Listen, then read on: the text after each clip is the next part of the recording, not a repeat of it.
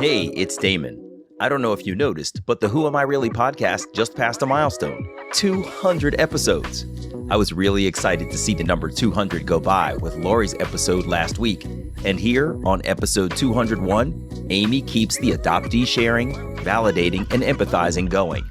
There are so many adoptee stories to tell, and I truly wish I could be part of telling them all, but not everyone wants to share on a podcast. Not everybody wants to share on this podcast, and some adoptees aren't ready to share at all.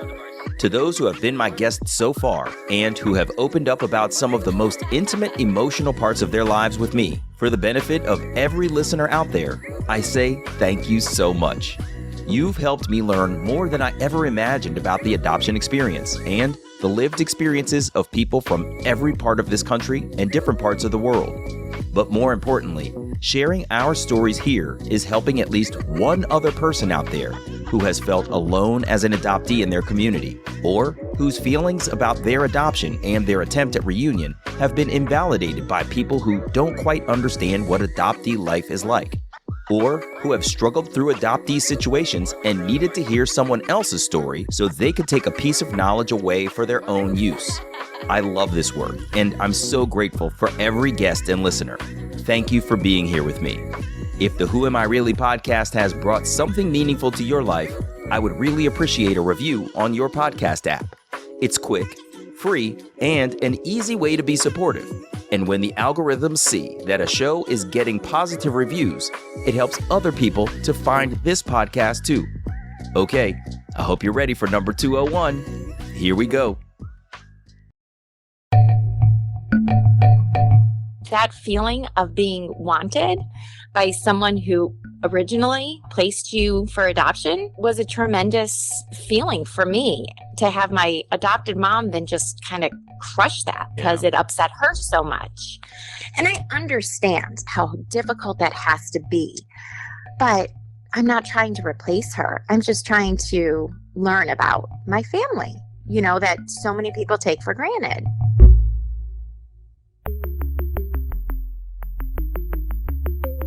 Who am I? Who am I? Who am I? Who am I? Who am I? Who am I? Who am I? This is Who Am I Really? A podcast about adoptees that have located and connected with their biological family members.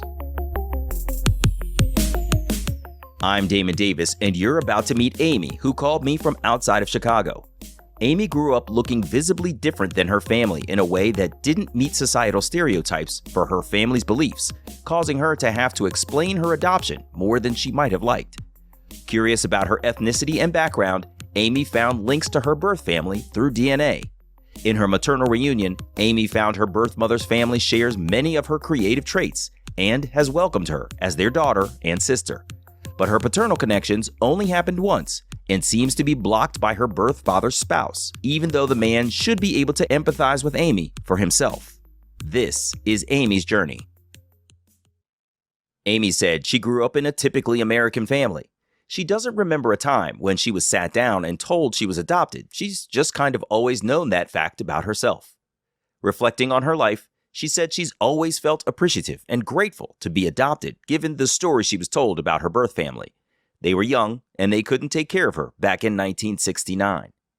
Amy has an older brother, also adopted, who is not biological to herself, and a sister who is 8 years younger than herself and is the biological child of their parents. While Amy's family are all white, she has blonde hair and blue eyes, and they all have dark hair and dark eyes.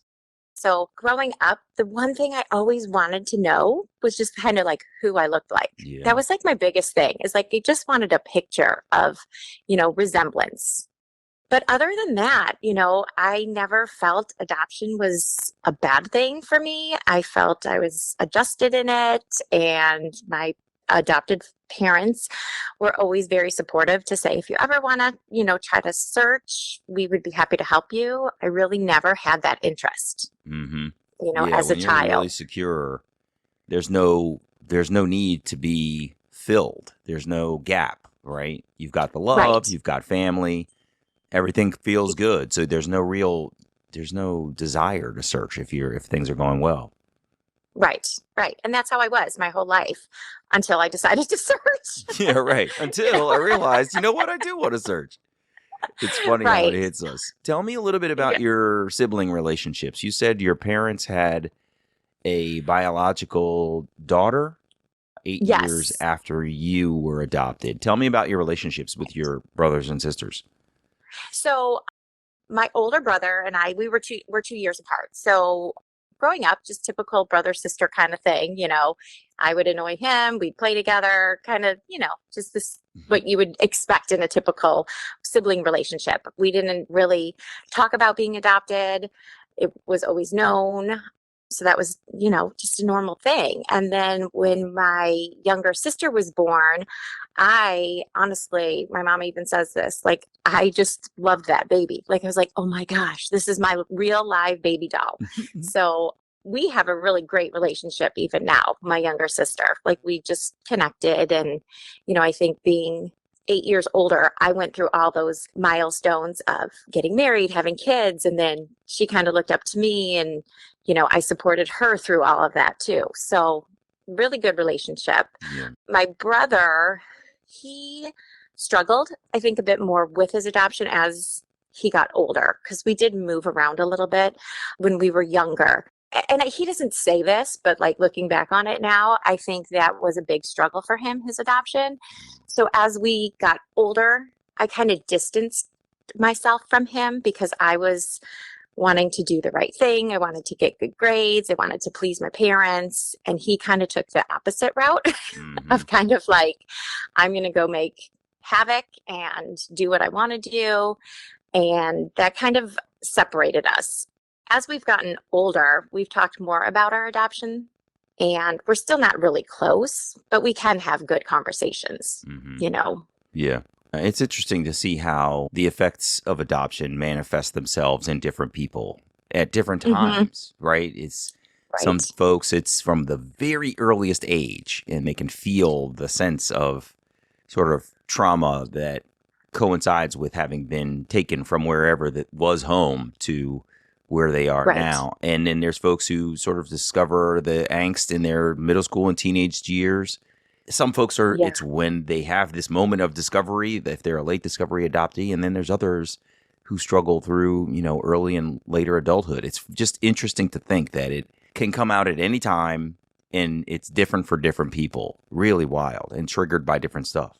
Totally. I know. It's bizarre. It really is bizarre.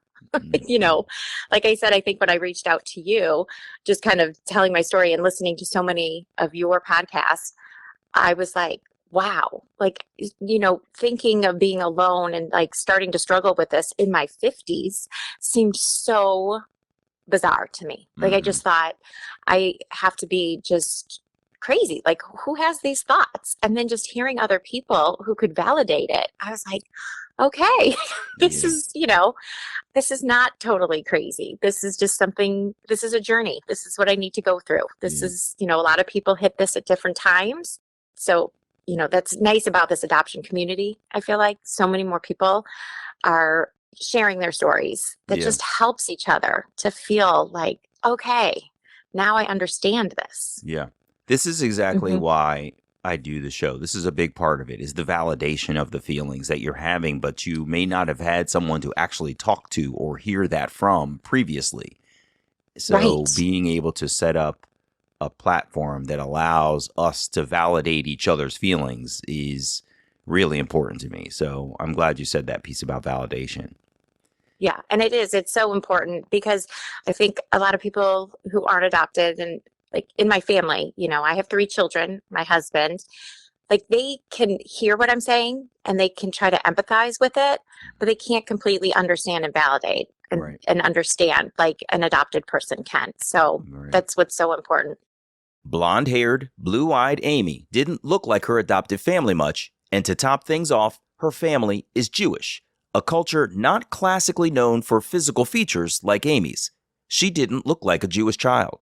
So when people would ask me, around the holidays, like, what are you doing for Christmas? And I'm like, well, we celebrate Hanukkah. They're like, you don't celebrate Hanukkah. I was like, yeah, I do. I mean, people would argue with me and I'd be like, well, I'm adopted. So it's like you always had to give that excuse. Well, I'm adopted. And then it was always like, oh, yeah, Interesting. So, and I never really thought that affected me so much until I look back at it and like thinking about how many times I had to justify that. How do you have blonde hair and blue eyes? Your parents have brown eyes and dark hair, you don't look Jewish. And it was always, well, I'm adopted, Yeah. So that's really fascinating. I was thinking about, what has really stuck with me what one of my other guests said. She was a woman of color raised in a white family. And she said, I always had to live my adoption out in public. And that is a very private thing for me. And you were raising yet another example of it that I had never thought of before, is that there are some sort of stereotypical things that we think about certain religions and certain, cultures. And you just automatically think, oh, that person looks this way. Right. If I said, Ethiopian, you could probably pull a couple of stereotypes together of what you think that kind of person looks like. And, exactly. And if I said Muslim, you could probably pull some stereotypes together of what that person probably looks like in your mind. So for someone to say, I'm Jewish, and your image not meet their stereotypical expectation is another example of that. I'm glad you said that. I've never really contemplated that before. Fascinating. Right. Yeah. But it's so true what people put, in their mind of what someone should look like or be like based on, just their appearance, not really understanding the background. Yeah, that's exactly right. And yet again, you have to legitimize yourself. And you probably, as you've said, you didn't even realize that you had to do it or that you were doing it. But it sounds like over time, like this stack of needles, was piling up. And then eventually it feels like it kind of poked you, right? Oh, yeah. Yep. Amy was born in Indiana, where her family lived for a few years. Then they moved to New York, New Jersey, and then landed in Chicago. Amy met the man she would eventually marry when she was in high school. They attended university and got married after they graduated. When Amy's kids were born, she stayed at home to raise them all. I asked her what it was like when her kids were born and she could suddenly see people who looked like herself. That probably was one of the most amazing things is, when you have your first child, I mean, that's like your first biological relative that you get to see. So having the resemblance and, my kids do resemble me and my husband, but it was just very cool to see that. And I think that kind of got me where I knew the situation from the unidentifying information I received.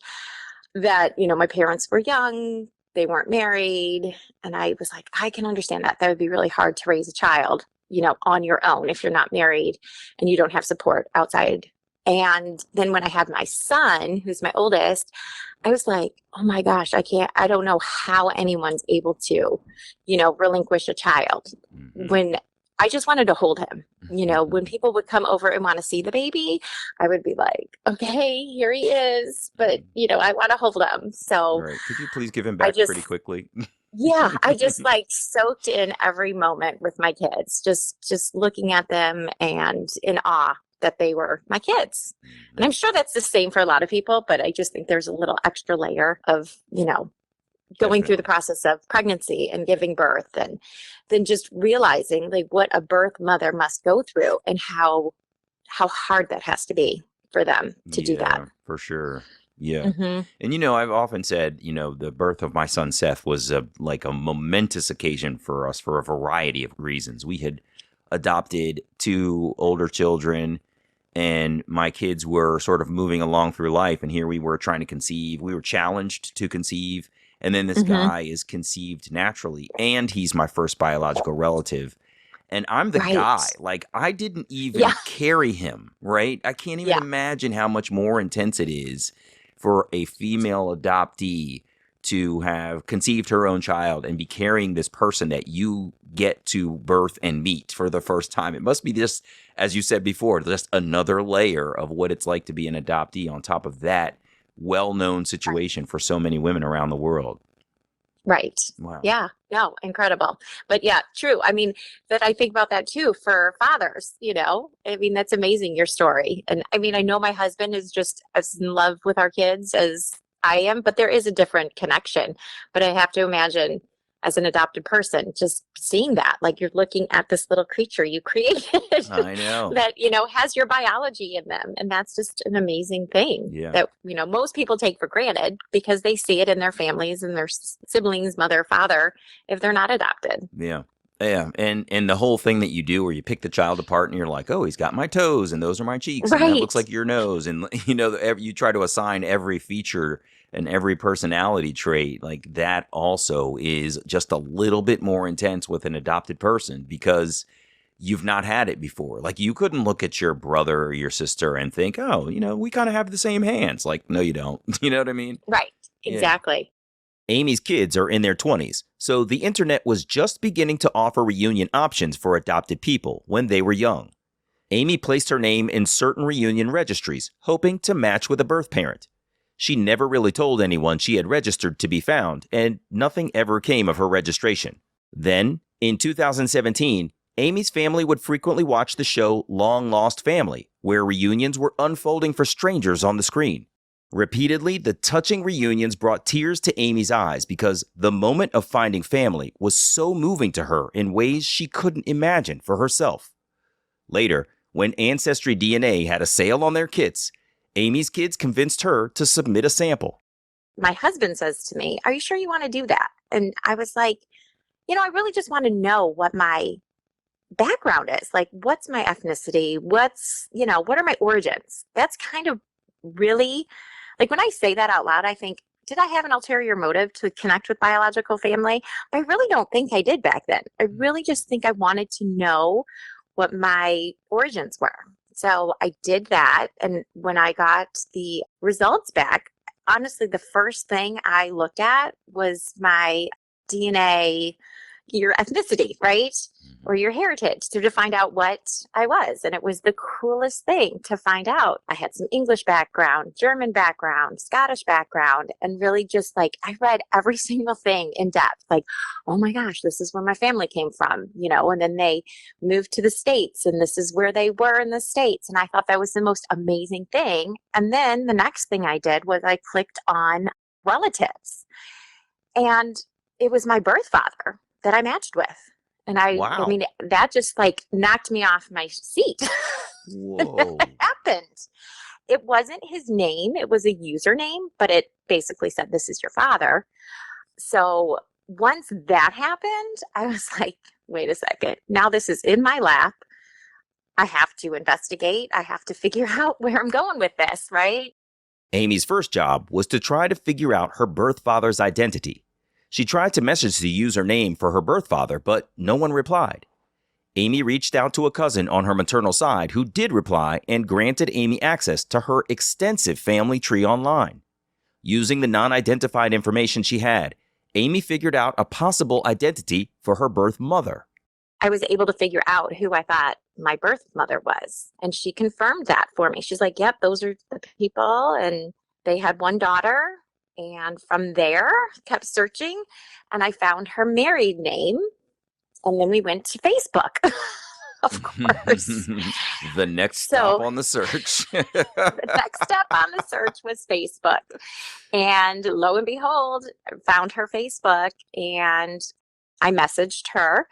It took a little bit of time, but she ultimately reached back, and she was thrilled that I had found her and was so excited. So we met up like in 2018 for the first time, and it was amazing. That's incredible. It was Tell me, really great. How did your connection go? So you messaged back and forth on Facebook. Then when did you email? Did you call? Tell me about how you led up to meeting and what was it like to actually speak with her? So it was crazy. So it really was that day. She reached back out to me and was like, "Call me anytime." And I was like, Okay. And of course, my family is like, do it, call right now. And I'm like, I need to breathe. Right. You're Need to going to take need a to give me a moment. minute. So, but ultimately that night I did. I picked up the phone and I called her, and it was really incredible to just hear her voice and to, for her to be so happy that I had, contacted her. She's married, but not to my birth father. And they have three daughters. So I have three sisters, and they had all known about me. So she had told her family. And I think that is what made it such an easy thing for her, because it wasn't like she was hiding anything. And then there I was. She had shared just with her husband and daughters that I was out there somewhere. So when I reached out to her, she was surprised, because she said, we always thought about, how could we? And I guess one of my sisters had always said, how do we find her? How do we find her? And, my birth mom was like, it's really not on us, because I don't feel like we can go find her. Like, this was a choice that was made. We can't intrude. And so when I was able to find her, she was very excited. And so were my three sisters. So That's really incredible. Wow. hmm It's good that yeah. she had opened up about that ahead of time, because this is Yes. it's a lot like when a late discovery adoptee finds out they're adopted, one of their first reactions is like, why the hell didn't you tell me this before? Right. Right. And I could see that the same could be true in a birth parent's family, right? Wait, Oh, I yeah. have a sibling out there? Why the hell didn't you tell me this before? Right? So the Right. fact that she had preempted your return with that information removed the shock and introduced curiosity. And then when you did show Right. up, the curiosity satisfied versus you showing up and the shock being the first thing that happens. Right? That's really Exactly. powerful. And I think that's an important lesson for people to learn in this reunion journey is if you got something to share, like, go ahead and start letting it out there, and you'll live. You will be just Right. fine. Everybody will Right. get over it, but it's important to get that information out there, because the shock is much more challenging to deal with in the moment. Right. Yeah, I would imagine. And her husband, he's wonderful, because I say this because my birth father is a different story, but he is so supportive of our relationship. And I think without that, it would make it very difficult, because he welcomed me with open arms. He now says he's got four daughters.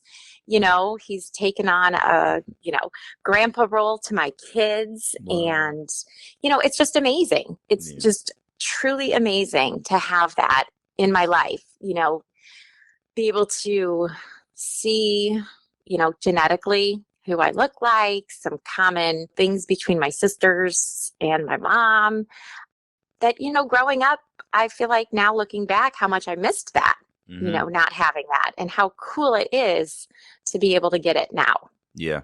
It continues the theme of you don't know what's missing until you see it, and then you're like, oh, wow. Yeah. And the not looking like thing is something you can easily push down. You were in a loving tribe. Your family Yes. loved each other. So there was no real need to focus on it. Whereas Right. when there are so many other factors in your relationship that are potentially pushing you apart, you will then focus on things like, and we don't look alike. You know what I mean? It'll Right. like, here's another thing I'm going to stick in here that, irritates me, versus Right. like the idea that you can push it away because it's not important to you, because your family loves you and you love them.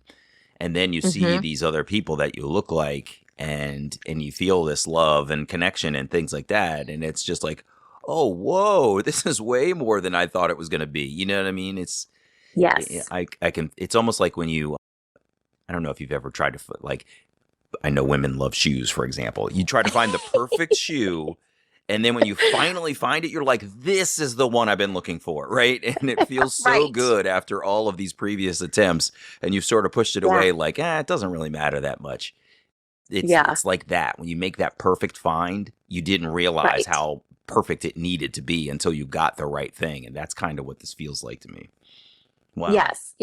Definitely. I mean, because, even my best friend that I've known since high school was like, I can't believe you're doing this. Like, I mean, she was very supportive, but she's like, your whole life you never said you cared. Hmm. And I'm like, I don't really think I cared.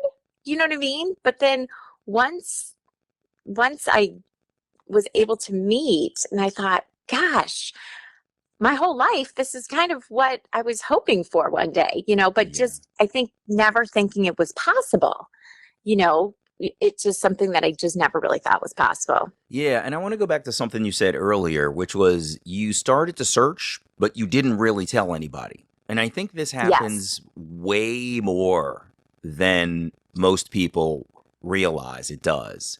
Because it's the Yeah. kind of thing that you'll do in the middle of the night. You're laying in bed, you can't sleep, you Right. pick up your phone and you look at something and you go, oh, I wonder if there's an adoption registry. And it's nothing that you sort of preemptively had a conversation with anybody about. It's just the curiosity strikes you in the moment and you go for Right. it.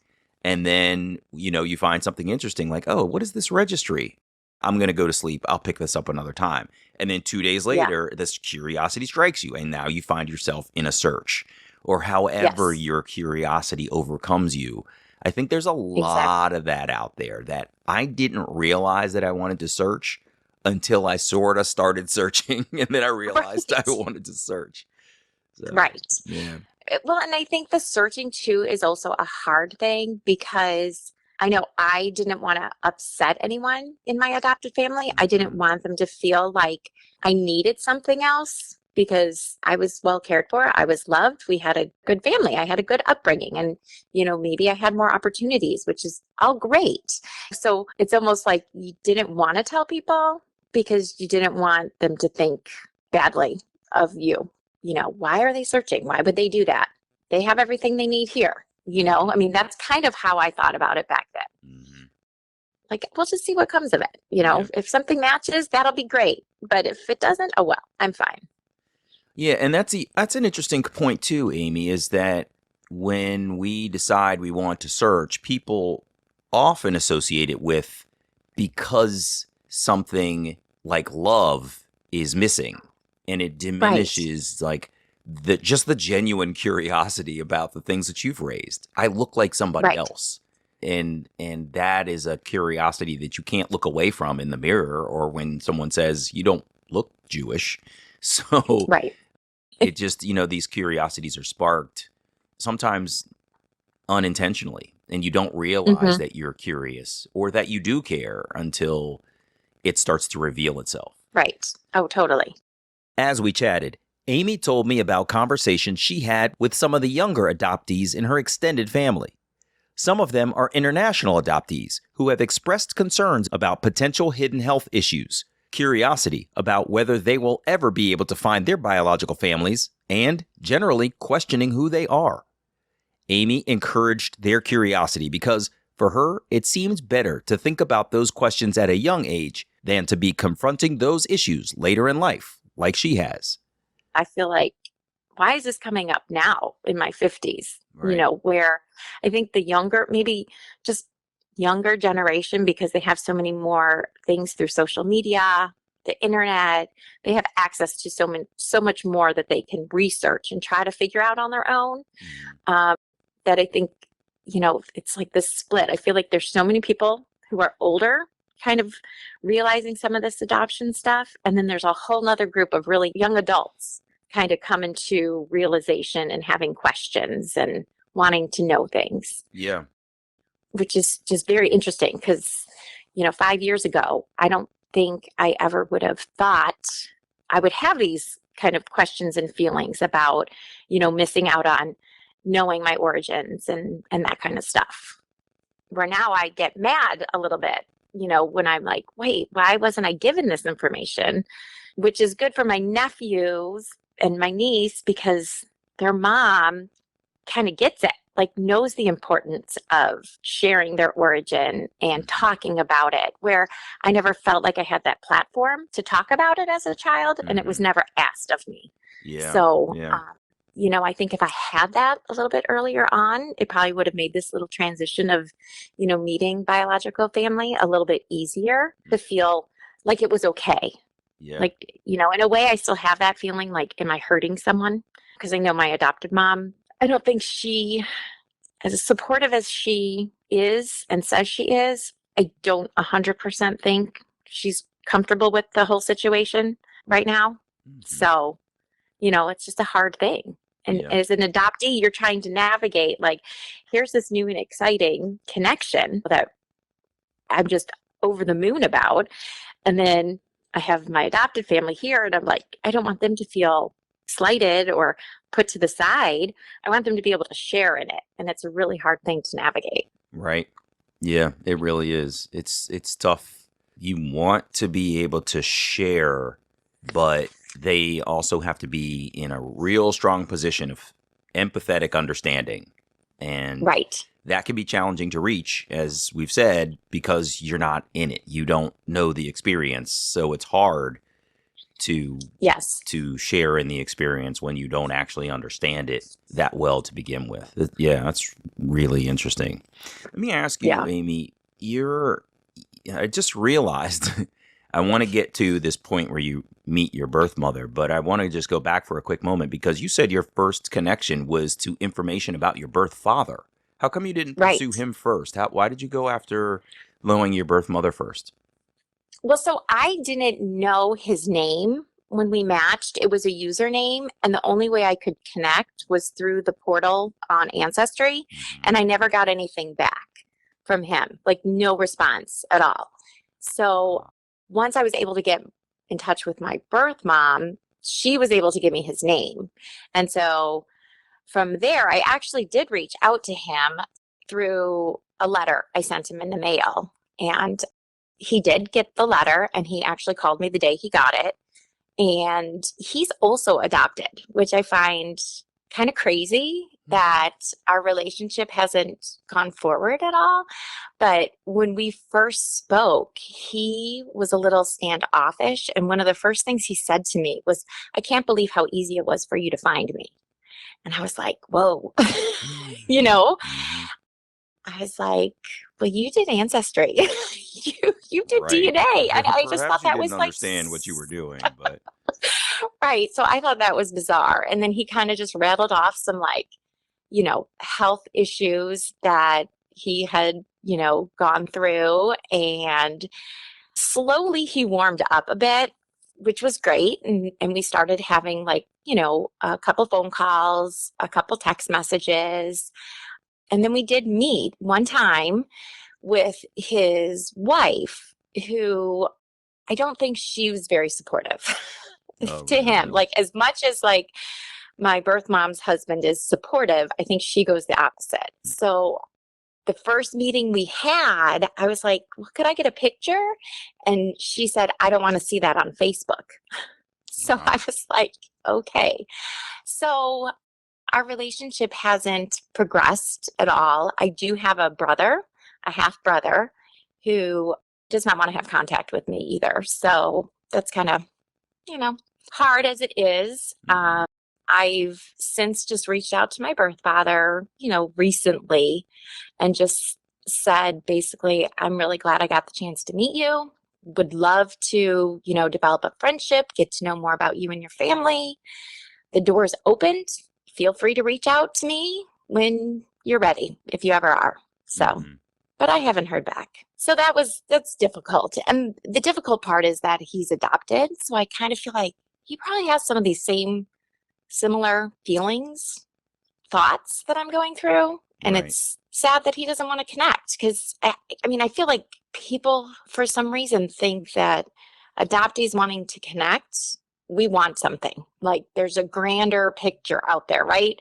And really all we want to do is get to know the people we were born from. Yeah. I want to know about his personality. I want to know about his life. That's all. And so it is sad, because you think, what about me? Doesn't he want to know? And that hurts. But Yeah. you know, It sucks because you end up owning the rejection when it's really on Right. them, right? You're a good Right. person. You've got a good heart. You don't have any ulterior motive. You just want to Right. know them. Like, literally, can we see each other? And like, can we kind of talk? There's some questions I have, and I'd love to hear about Right. your life. And it's not Right. really intended to be this pressure situation, but they make it one with their desire not to be connected to you. And so it becomes a question of like, well, what's wrong with me? And it's actually not anything wrong with you. It's that they've got issues that they haven't dealt with. And it's important to just keep that ownership of the issue over there and try to be good with yourself and recognize that they've got to come around to it. Right. Yeah. And you know, and it could be his wife is not thrilled with it. And I get it. Like, if you've got to keep peace in your house, then I guess you have to keep peace in your house. Right. But then again, I'm thinking, come on, be a stronger person. And if you're interested in knowing about me, do it. That's right. But yeah, I didn't want to close the door on it. And honestly, it was a great thing. Like, after we met, I was excited to be there. I was nervous to be there. When I left, I was an emotional wreck because, I mean, I probably had a feeling like this is going to be the only time I see him. Mm-hmm. But then again, it was like, what an opportunity that this is something I never thought would ever happen. Right. So how lucky am I that I was able to at least meet him in person one time? Absolutely. You know? Yeah, it could have been zero. She could have shut that down before he even left the house. She could have shut it down at the first phone call. So that is very fortunate. But you met him second? Yes. Yeah. I met her in February of 2018. I met him in July of 2018. Switching to Amy's birth mother, they had spoken on the phone in January 2018, and then they messaged back and forth. Amy found out she had a sister in Chicago, whom she also spoke with. Her sister's family was planning a trip to see their mother in February, so everyone planned to meet up. Amy's husband accompanied her.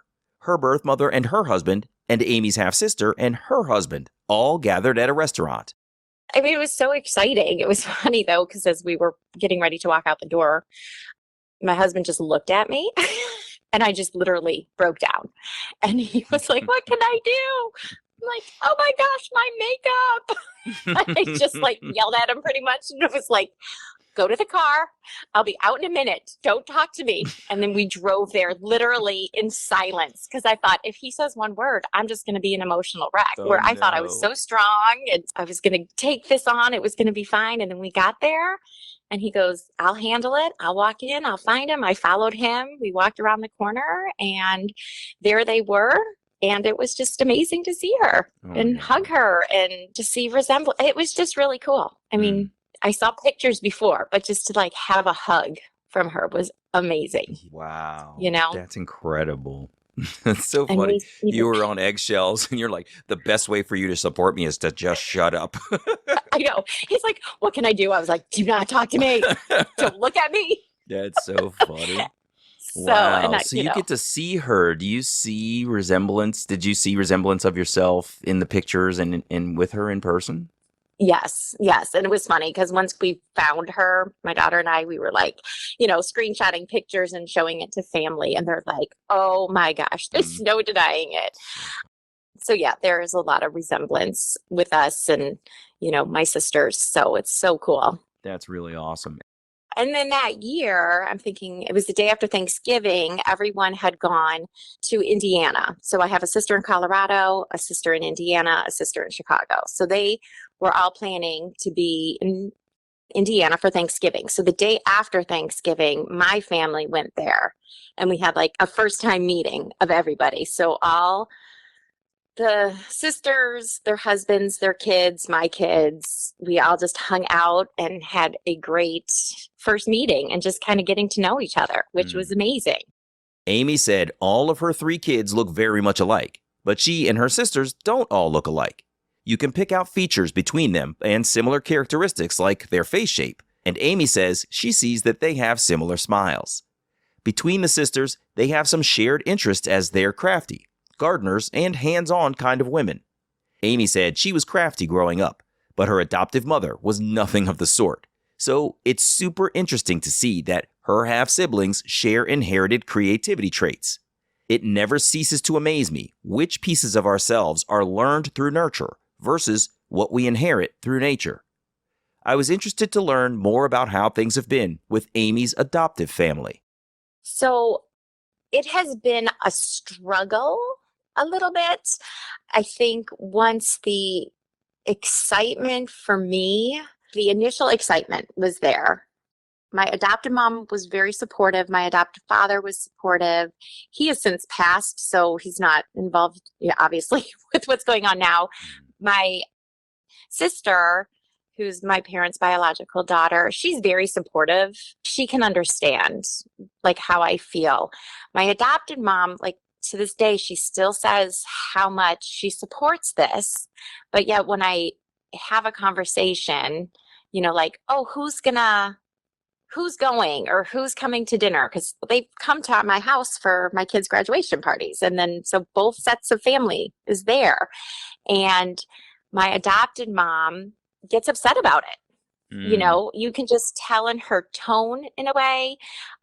Well, I'm trying to think. I think it was my daughter's high school graduation. I had one of my sisters there. My birth mom and her husband were there. And my birth mom's husband was talking to my adopted mom.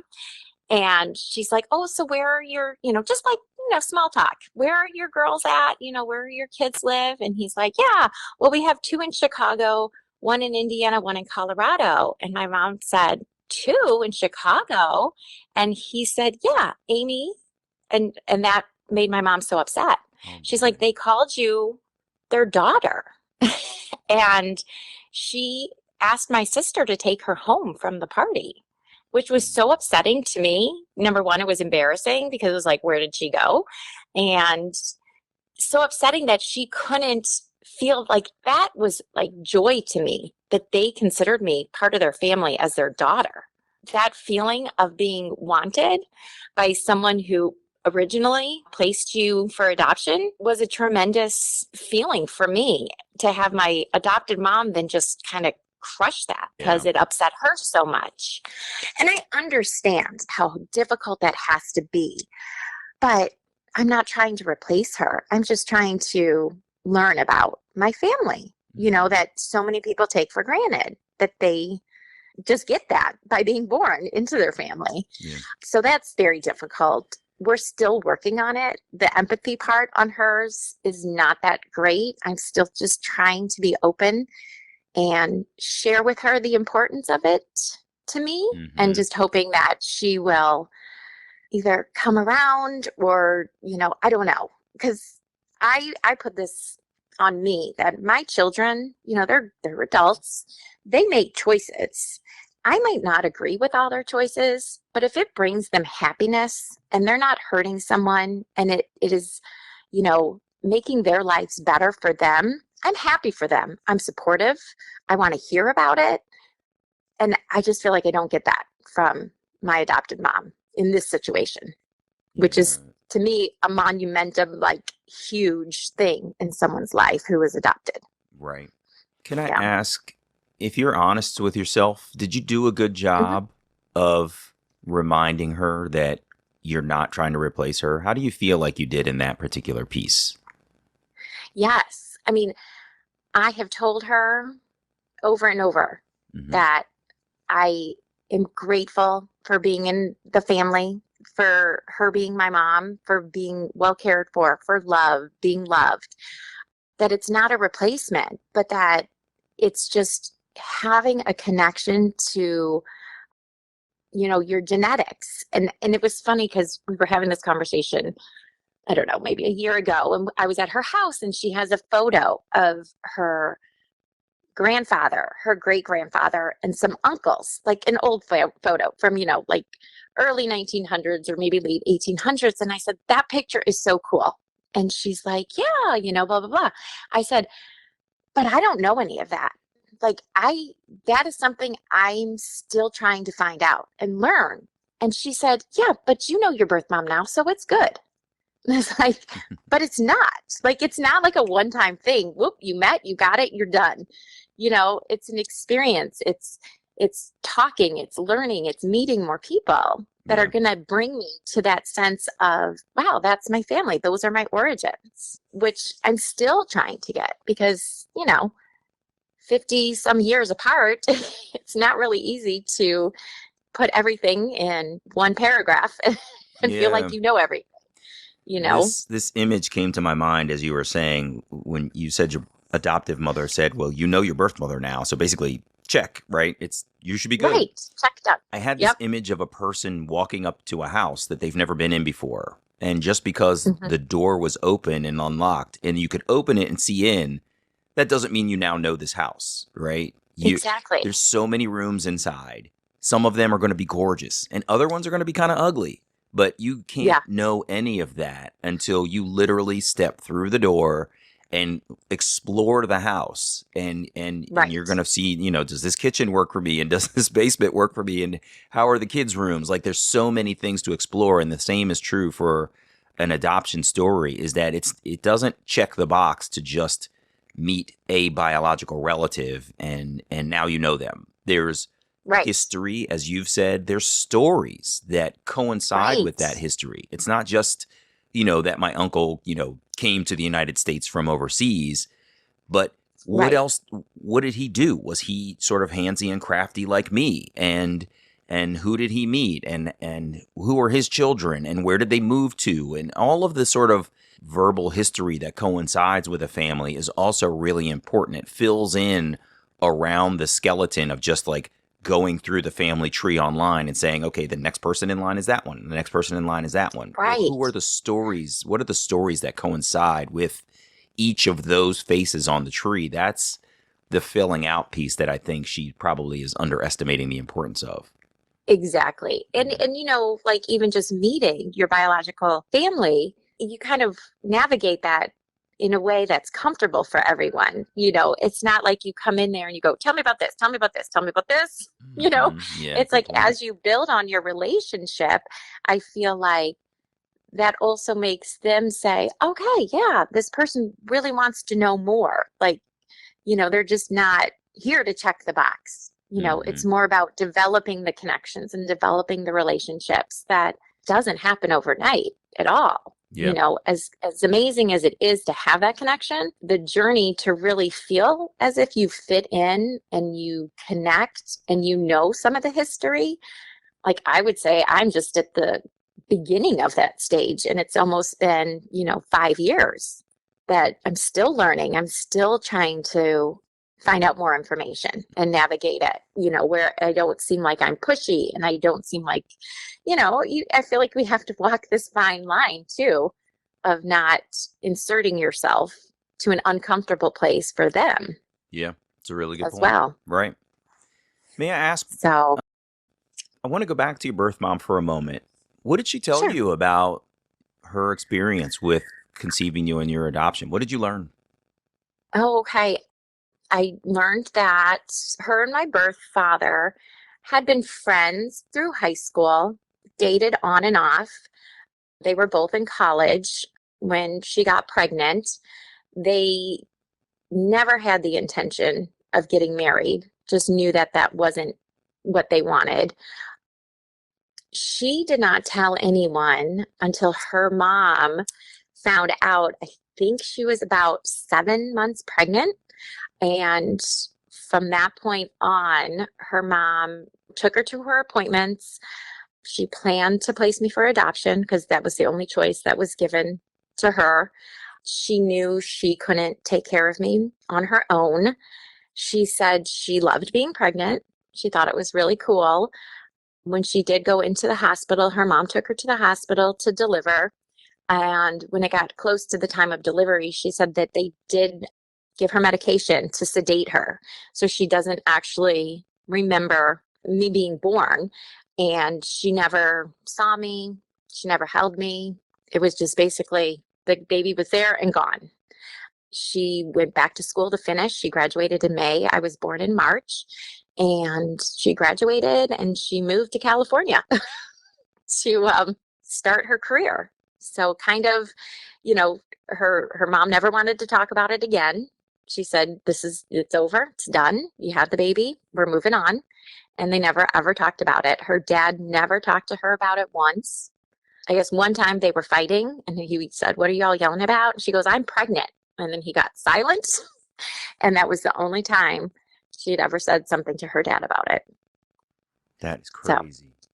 Mm-hmm. And then she ultimately moved back to Indiana and then, met her husband, and they've lived there ever since. Really wild. What was Yeah. it like to hear that story? it was, you always think, gosh, did my birth mom see me? Did she hold me? That was really hard to know that you weren't held. But also, I also think of how, having gone through delivering a baby, how difficult for her that had to be, and to have absolutely no support. It was basically, you had your baby, we're moving on, you will forget that ever happened. And yeah, I really can't imagine going through something like that. And, I just, when I hear that and then I start to wonder, I think, gosh, then you wonder, where was I know I was in the hospital for about 7 days. I knew I went to foster care for another 7 days, but it's just like one of those things. You're like, okay, that's like 2 weeks. Who was I with? Who was holding you? Who was feeding you?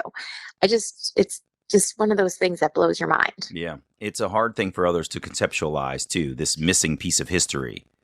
Right. Right. It seems like it shouldn't be consequential. You were a child and you didn't remember it anyway. Like you wouldn't even have known who the people were in your life. And that's not the point. Right. The point is, right. If I walked up to you right now and just subtracted, a week, 3 months from your life and just said, right. That's gone. You don't get those memories anymore. You don't get that piece of your history. You'd be like, wait, what are you doing? You can't just take a piece of my history and remove it from my life. Yet somehow an adopted person is expected to live with the fact that they're not going to know in some cases where they were in foster care or what have you, and just be okay with it. I think we need to help people get over the idea that is an acceptable norm in adoption. It shouldn't be. It shouldn't be. No. And that's, like part of what I would like to, get the word out and like be helpful about it, is that shouldn't be a scary thing for an adopted family to explain to their adopted child, right? I just feel like the secrets make it worse. And it's really just curiosity of a child. And the more information that you can give an adopted child about where they came from and, what their parents look like, and just to me seems like the better way to go. Yep. It's just like, give this adopted child all the tools that they can, feel comfortable in their skin and know where they've come from. And I know it's probably very hard for an adopted parent in a way to, think, oh my gosh, what if one day they just want to go there, which I get. But again, I think not having that secret and that open communication is going to make it so much easier on both parties. Yeah. Yep.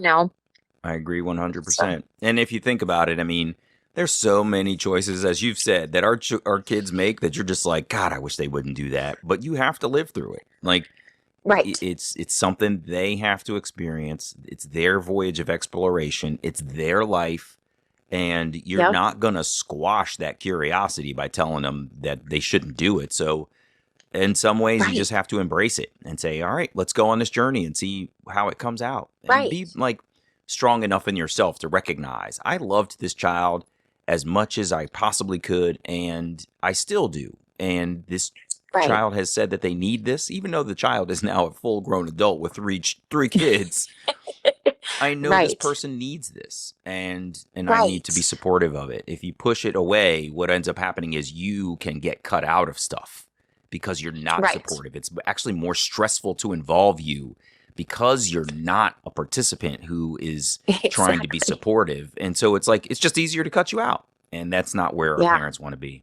No, that's so true. The way you just explained that about it being more stressful to include because you don't know what's going to happen when you do include, and it's true. Sometimes it's easier just not to and not to share because the emotions won't be there and you don't have to worry about what kind of, confrontation there may be because of their feelings or whatnot. It's very stressful. So you put that a really good way. I never thought about it that way. Yeah.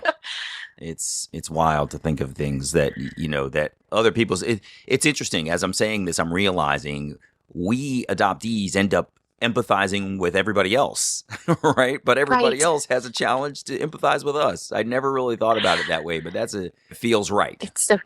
Right. Yeah. Oh my goodness. Wow. So true.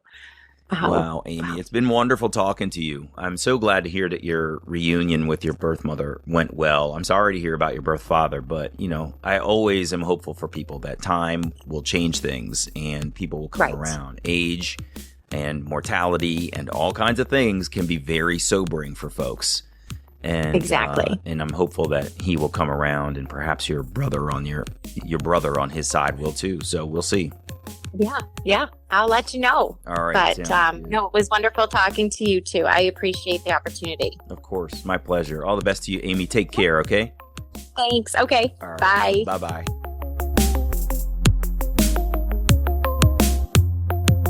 Hey, it's me. Amy grew up loved in her adopted family, but lacking the mirroring that can be grounding for a person. She was a blue-eyed blonde in a family of dark-haired, dark-eyed people. When Amy reflected on her life in a Jewish family without classically Jewish features, she realized how many times over her life she had to justify her Judaism and explain that she was adopted. Finding her birth parents, she learned that some of her crafty hands-on nature came from her birth mother and is shared by her sisters. But her paternal connection has fallen flat as her birth father's wife seems to have put pressure on him not to be in contact with Amy, even though he's also an adoptee and should be able to empathize with Amy's desire to connect. I want to circle back to something we said at the end, one of which was that adoptees frequently feel forced into empathizing with the people around us as we navigate adoption reunion, yet the empathy isn't always reciprocated. A lot of family and friends of adoptees would do well to truly put themselves in the shoes of the adoptee, who has been separated from their family of origin. It can be hard to build that empathy, but it's necessary to be supportive of the adoptive person. Secondly, a lot of times in our lives, we make the decision not to include someone in something big in our lives because the stress of including them diminishes the value of their inclusion. Said a different way, their inclusion can be penalizing for you. This is true for adoptive parents supporting their adoptees in reunion. As Amy said, we know it's hard to watch your adopted child reconnect with their birth family, but it's not something we just kind of want. Reconnection can be something we need very much, and if you're not supportive, you'll find yourself not being included at all. I'm Damon Davis, and I hope you've found something in Amy's journey that inspired you, validates your feelings about wanting to search, or motivates you to have the strength along your journey to learn, who am I really?